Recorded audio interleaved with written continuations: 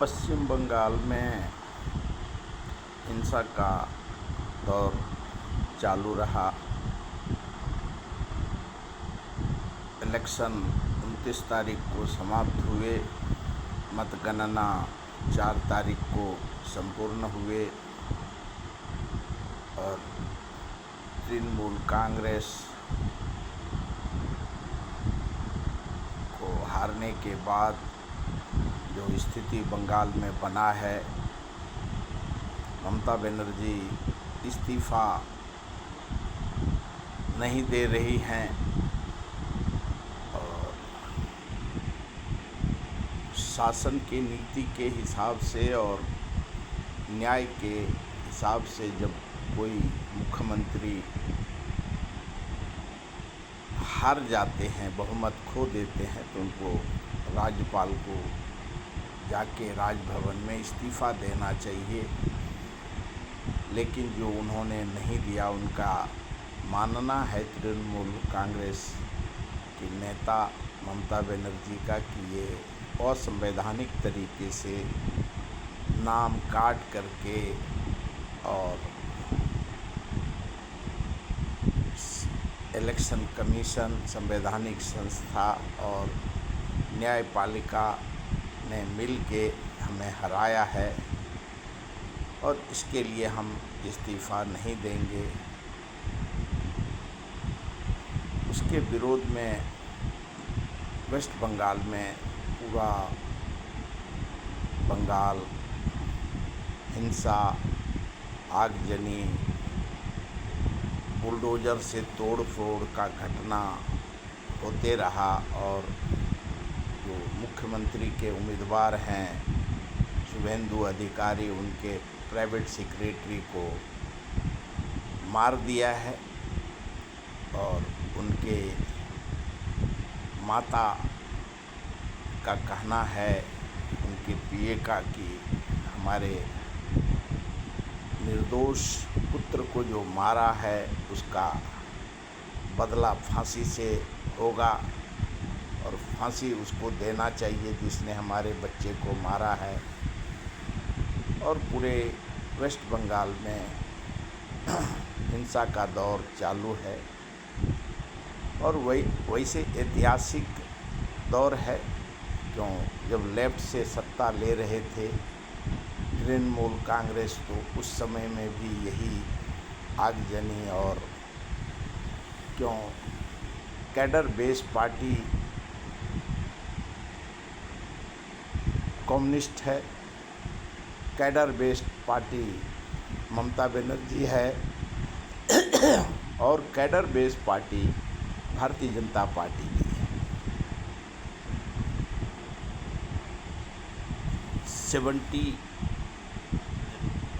एक दशक में जब सिद्धार्थ शंकर रहे थे, उस समय में भी किसानों के ऊपर गोली चला था और पूरा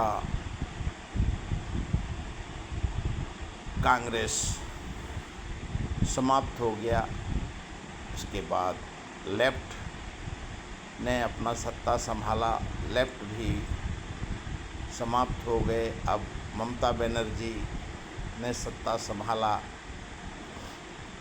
ममता बनर्जी भी अब समाप्त हुए। वेस्ट बंगाल में जनता ने देखा कि क्यों कुछ वक्त जनता साथ में रहता है। उद्योग, जब टाटा समूह, रतन टाटा, वेस्ट बंगाल में उनको ज़मीन नहीं दिया गया और उसके बाद टाटा को आज के प्रधानमंत्री, उस समय के तत्कालीन मुख्यमंत्री नरेंद्र भाई मोदी गुजरात में टाटा को बुला के उन्होंने जगह दिया और तब से व्यापारिक स्थिति बनी हुई थी और किसान का ज़मीन, क्यों संपूर्ण देश में जब ज़मीन उपजाऊ नहीं होता है उससे कितना पेट भरेगा, लेकिन ज़मीन भी ज़रूरी है। और वेस्ट बंगाल में जितने जिला हैं, औद्योगिक क्षेत्र, ज़मीनी क्षेत्र, रहवासी क्षेत्र और वहाँ का गली से शहर तक का मोहल्ला काम और उद्योग और राजनीति से प्रेरित रहता है कि जो असली वेस्ट बंगाल में जो राजनीति पार्टी सत्ता में होता है, उसी का असली जनता उनके साथ होता है, क्योंकि राजनीति ही उनका मुख्य खेती है। और राजनीति के बिना वहाँ जैसे मनरेगा हो, नरेगा हो, उद्योग हो, छोटा काम हो, छोटे बड़े धंधे हों। और अभी ममता बनर्जी जब बहुमत खो चुकी हैं तो सारे कार्यकर्ता शिफ्ट हो करके अभी बीजेपी के ओर बढ़ रहे हैं, लेकिन वो वक्त आने में समय लग सकता है, क्योंकि वहाँ के कार्यकर्ता जो राजनीति पे आश्रित लोग हैं, उनको राजनीति से ही उनका रोजी रोटी चलता है। और आगजनी, हिंसा, मारपीट वो हर सत्ता परिवर्तन के वक्त राज्य ने देखा है, देश ने देखा है और उसकी चर्चाएं आज भी जीवित हैं। और वही सब दुर्घटना वेस्ट बंगाल में हो रहा है। मीडिया, पत्रकार इसको मणिपुर से जोड़ के देखते हैं, जो कि अभी वहाँ का आगजनी और हिंसा धीरे धीरे रुका सा दिख रहा है। ममता बनर्जी को कॉन्स्टिट्यूशन के तहत क्यों 6 मई को उनका कार्यकाल नया विधानसभा का 9 तारीख को गठन होना होता है, जो कि ममता बनर्जी ये संदेश विरोधी पक्ष को दे रहे हैं कि हम लड़े और हम अभी भी अपने राजनीति के वसूल और हम पीछे हटे नहीं हैं। हम भारतीय जनता पार्टी और इलेक्शन कमीशन ने हमारे साथ गलत व्यवहार किए और इसके लिए इलेक्शन कमीशन ने हमें सत्ता छीना।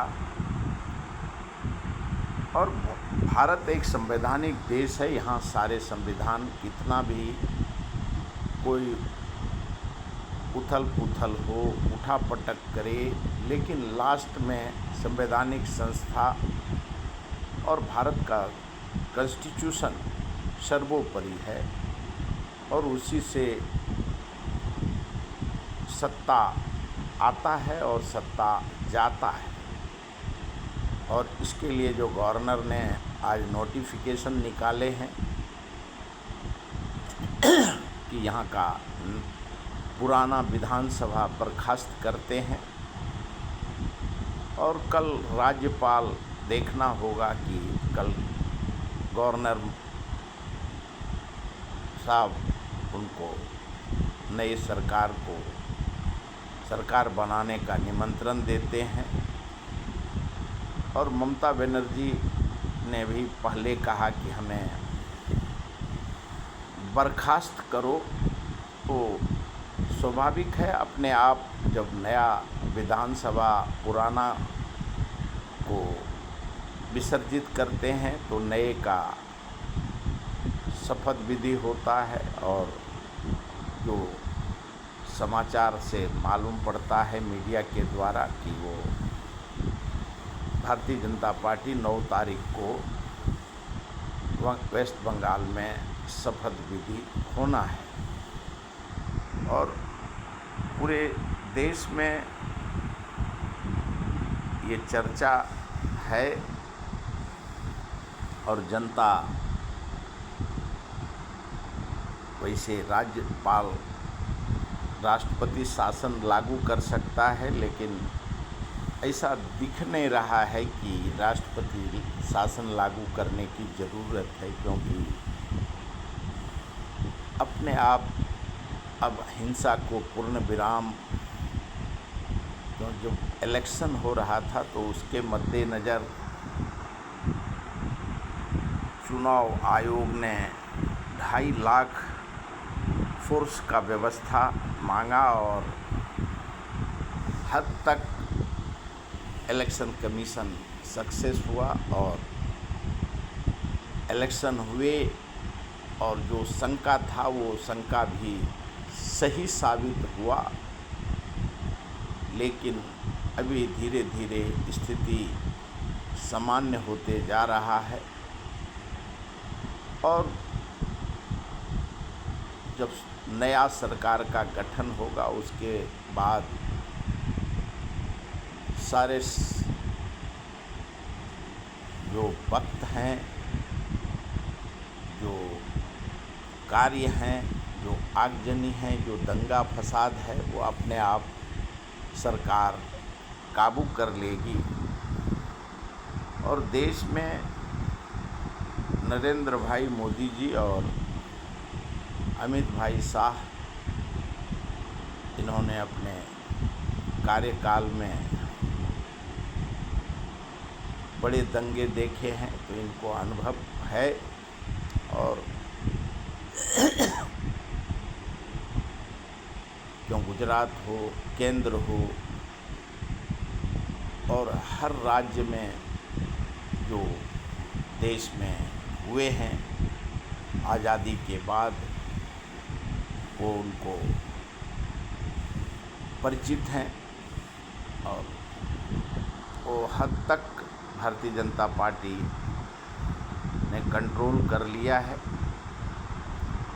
अभी शपथ विधि बाकी है। शपथ विधि होने के बाद वैसे नियम के हिसाब से ममता बनर्जी को इस्तीफ़ा देना चाहिए था, जो कि उन्होंने देना मुनासिब नहीं समझा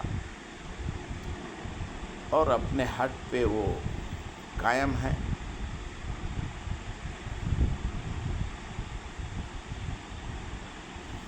और विरोधी पक्ष के भूमिका में उनको वैसे भी अभी क्यों ममता बनर्जी अपना सीट खुद हार चुकी हैं और देर आया दुरुस्त आया, उनको विरोधी पक्ष में मजबूत अपने आप को स्वयं कड़ी मान रही हैं। जबकि बेशक वेस्ट बंगाल में तृणमूल कांग्रेस के विधायक भारी संख्या में जीते हैं, सत्ता में बीजेपी और विपक्ष में तृणमूल कांग्रेस होगा। और 9 तारीख को जो समझा जाता है, कल नोटिफिकेशन आएगा, 9 तारीख को नया सरकार भारतीय जनता पार्टी जिसको अपना मुख्यमंत्री बनाता है, देखना होगा। क्यों राज्य का जनता जितना जल्द वहाँ का सरकार का गठन होगा, उतना जल्दी ही वहाँ का जनता को न्याय और शांति महसूस करेगा। और संविधान से ऊंचा कोई नहीं है। भारतीय संविधान के तहत